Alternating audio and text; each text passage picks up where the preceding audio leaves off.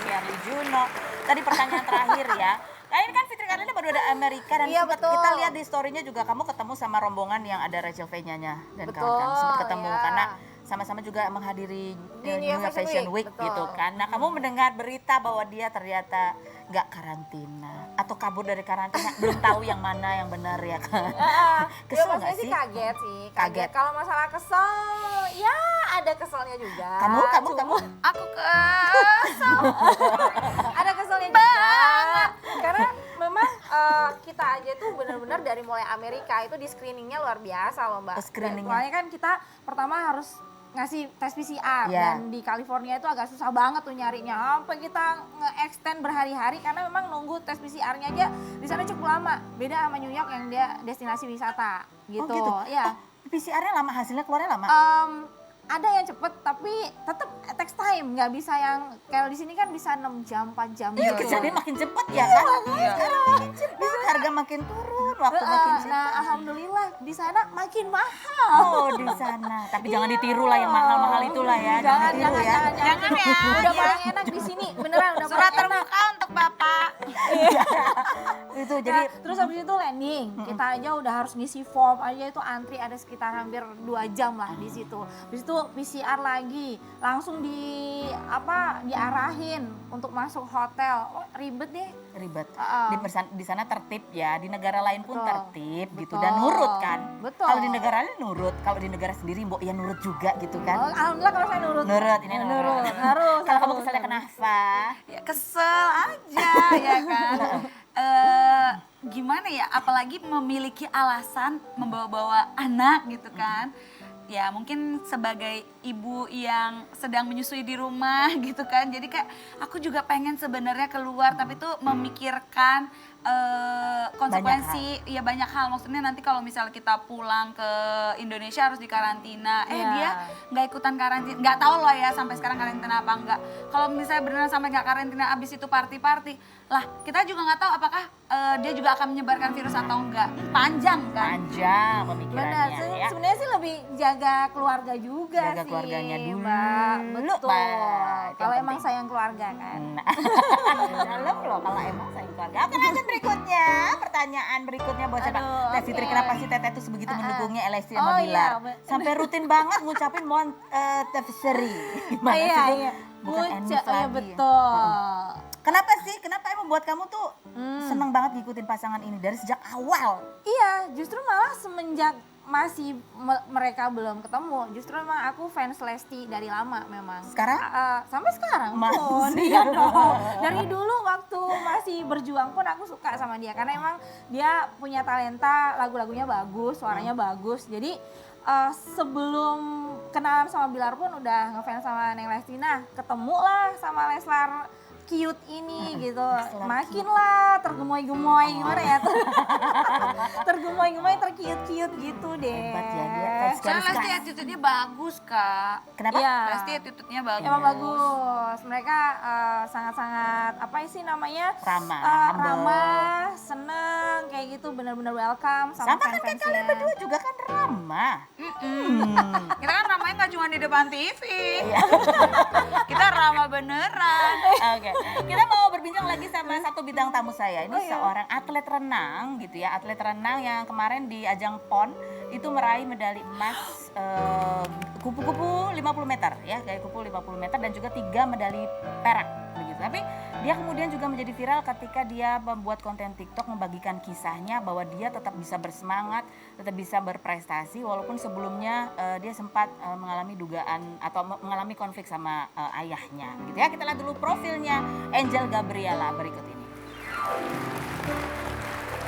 Angel Gabriela, atlet renang berusia 20 tahun ini viral di TikTok karena bercerita mengalami dugaan kekerasan pada awal 2021 dari ayahnya yang ketahuan selingkuh hingga videonya ditonton 3,1 juta kali.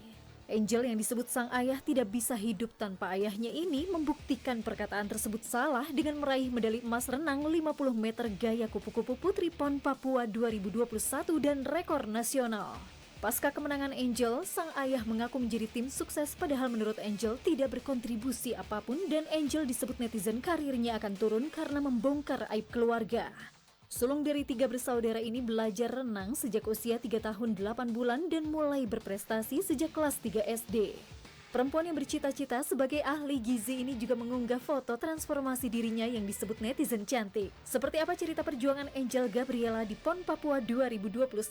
Dan benarkah Angel sampai saat ini belum berkomunikasi dengan ayahnya? Saksikan kisah selengkapnya hanya di Rumpi No Secret. Wow, sudah bersama Angel.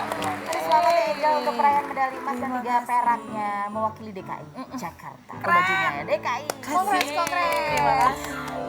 Dan kemarin dia juga viral karena ada kisah lain yang dibagikan gitu ya, bahwa walaupun dia mengalami ada konflik di awal tahun ini, tetapi dia tetap bisa fokus berprestasi di bidang olahraga gitu ya, dan meraih medali. Kita lihat ini curhatannya begitu. Begitu ya kisahnya gitu ya, ada konflik sama ayah. Ya, kan. Apa yang membuat kamu terdorong untuk membagikan kisah ini sih Angel? Sebenarnya karena aku sendiri dari awal tahun tuh berasanya tuh terpuruk banget ya. Terus nggak nyangka banget di PON ini bisa meraih emas. Terus bukan emas doang lagi, bisa sampai rekor PON. Bahkan aku juga katanya ada chance bisa masuk di tim SEA Games. Jadi Dan aku juga sebenarnya pengen nunjukin ke papa aku, dan bukan hanya papa aku aja sih. Emang awalnya tujuan aku pengen balas dendam, pasti ada. Karena ya ada kemarahan sih. pasti. Tapi di sisi lain aku ngelihat bahwa ini tuh jadi potensi aku buat memotivasi anak-anak lain yang nasibnya mirip sama aku. Karena aku yakin bukan aku doang yang kayak gitu.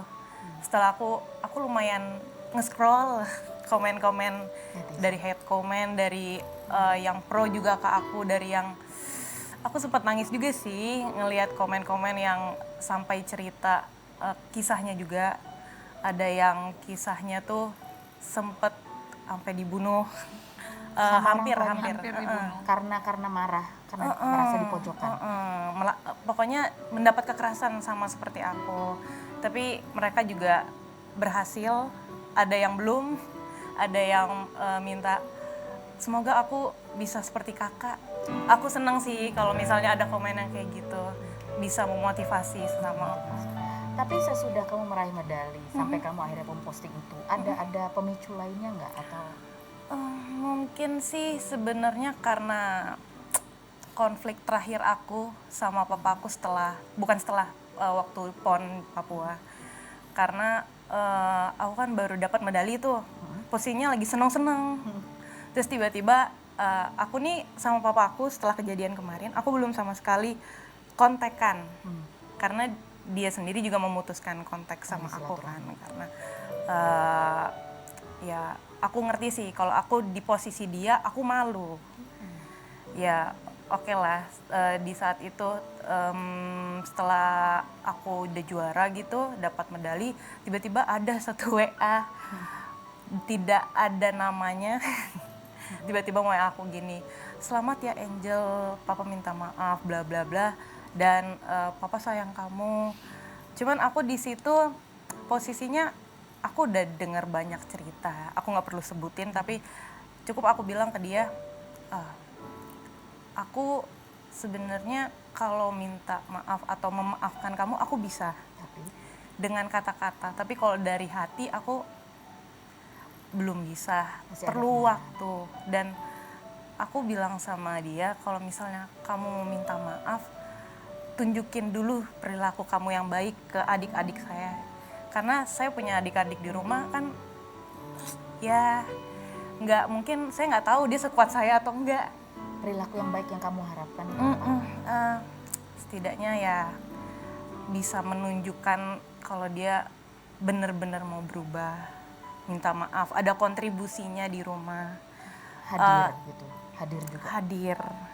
Karena ya jujur perjalanan panjang sih sebenarnya itu, bukan di awal tahun kemarin. Tapi aku tuh udah ngalaminnya sebenarnya 3-4 tahun. Mungkin aku bisa bilang 5 tahun. Ada sebuah konflik ini adalah seorang anak yang merasakan bagaimana orang tuanya berkonflik dan itu berakibat ke Iya, anak-anak. kalau orang bilang itu aku nyebar aib, sebenarnya aku nggak nganggep itu aib sih.